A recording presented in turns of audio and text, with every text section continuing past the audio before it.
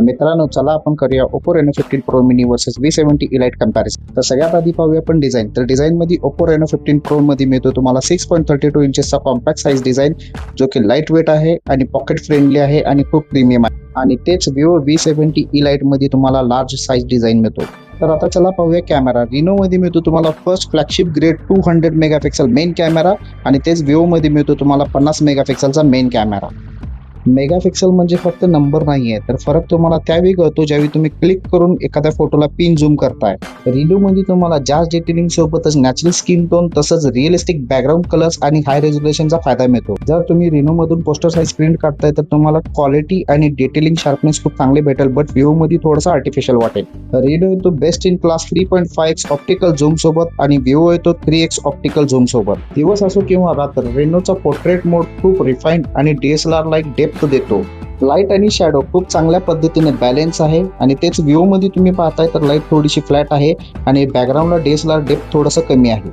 Reno येतो class exclusive 120x telescopic zoom सोबत आणि Vivo येतो 100x टेलिस्कोपिक झूम सोबत। फुलाचा फोटो असू दे किंवा टेक्स्ट हायलाइट करणारा फोटो असू दे, Reno मध्ये तुम्हाला पूर्ण डिटेल सोबत प्रॅक्टिकल यूज करता येईल असे फोटो येतात। जर व्हिडिओ आणि ब्लॉगिंग साठी बघितलं तर दोन्ही फोन मध्ये तुम्हाला भेटतात 4K 60 FPS, पण Reno मध्ये मिळतो तुम्हाला 4K 60 FPS with all lenses support आणि ते पण अल्ट्रा HD आणि HDR सोबत। कलर आणि डायनामिक रेंज मध्ये Reno तुम्हाला जास्त डिटेलिंग आणि जास्त कलर देतो आणि तसंच 18x पर्यंत तुम्हाला झूम देतो आणि Vivo मध्ये मिळतो फक्त 15x पर्यंतचा झूम। Reno मध्ये ब्लॉगर साठी एक खूप चांगला ऑप्शन येतो। व्हिडिओ रेकॉर्डिंग ऑन असताना कॅमेरा स्विच करू शकताय स्मूथली, बट Vivo मध्ये असा कोणताही ऑप्शन येत नाही। सेल्फी लवर साठी Reno मध्ये भेटतो तुम्हाला वाइडेस्ट फ्रंट कॅमेरा, ज्यामध्ये अल्ट्रा वाईड लेन्स मिळते 100 डिग्री फील्ड ऑफ व्ह्यू सोबत। Vivo मध्ये येते 92 डिग्री। जर तुम्ही फिरायला गेला, तुमची फॅमिली खूप मोठी आहे, तुमचे फ्रेंड्स खूप जास्त आहेत, तर Reno मध्ये तुम्ही सगळ्यांना एका फ्रेम मध्ये कॅप्चर करू शकता, पण Vivo मध्ये तुम्हाला मागे पुढे करून ऍडजस्ट करावे लागणार।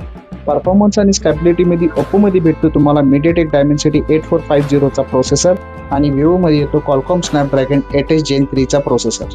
हेवी गेमिंग आणि हेवी मल्टीटास्किंग मध्ये Reno मध्ये तुम्हाला जास्त स्टेबल फील होईल। तर आता चला पाहूया AnTuTu स्कोर। तर Reno मध्ये तुम्हाला भेटतो 20 लाख प्लसचा AnTuTu स्कोर आणि तसंच Vivo मध्ये भेटतो तुम्हाला 17 लाख प्लसचा AnTuTu स्कोर।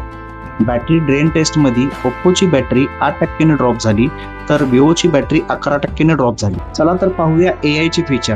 तर Reno मध्ये तुम्हाला मिळतात इंडस्ट्री एक्सक्लुझिव्ह पॉपआउट आणि AI पोर्ट्रेट ग्लो सारखे युजफुल टूल्स आणि Vivo मध्ये फक्त नावासाठी AI चे फीचर दिलेले आहेत।